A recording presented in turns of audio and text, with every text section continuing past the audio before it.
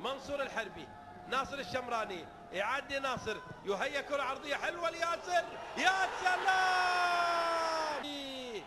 حلوة يا شمراني، يا سلام، تموضع جميل جدا من ياسر، والرأسية تمر إلى الشباك اليمنية لتعلن عن تقدم السعودية بهدف أول لا شيء. ياسر الكاسر يسجل بالمرمى اليمني، ونجا الأول نبغى الثاني، ونجا الثاني نبغى الثالث، ولا بأس أيضا بالرابع، ما في مانع لو صحيح.